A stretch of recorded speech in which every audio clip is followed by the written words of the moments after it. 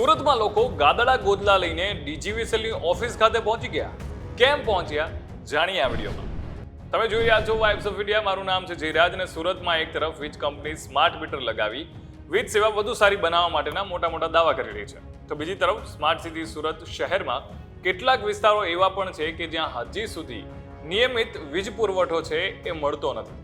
વારવાર power કટની સમસ્યાને લોકો એટલા હેરાન પરેશાન થઈ રહ્યા છે. ત્યારે સોમવારે રાત્રે યોગી ચોકની એક સોસાયટીના રહીશોએ વીજ કંપની કચેરીમાં ધામા નાખ્યા હતા અને હોબાળો મચાવ્યો હતો. સુરતના યોગી ચોક વિસ્તારમાં આવેલી સમ્રાટ સોસાયટીના રહીશો મોડી રાત્રે ગાદલા અને ઓશિકા લઈ મોટી સંખ્યામાં દક્ષિણ ગુજરાત વીજ કંપનીની પેટા વિભાગીય કચેરીમાં પહોંચ્યા હતા અને આ લોકો વીજ કંપનીની કચેરીમાં જ ઊંઘવા માંગતા હતા. મોટી સંખ્યામાં લોકો કચેરી પર ધસી આવતા વીજ કંપનીના અધિકારીઓ દોડતા થઈ ગયા હતા.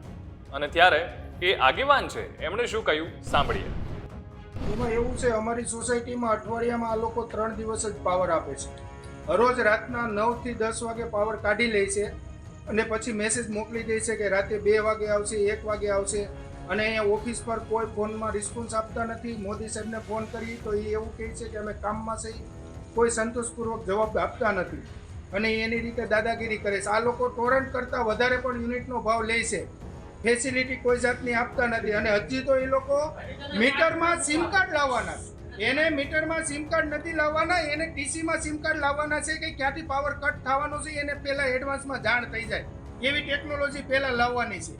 આ લોકોને એકદમ ગુલ્લુ બનાવવાના અને ગુમરાહ કરવાની વાતો કરે છે. મોદીને ફોન કરો તેમ કે આ સાહેબને ફોન કરો, આ સાહેબને ફોન કરો, તા એકબીજા ખોર એમાં કરે અને પબ્લિકનો કોઈ સામાન્ય માણસનો કોઈ પણ જાતનો આ લોકો સોલ્યુશન લાવતા નથી.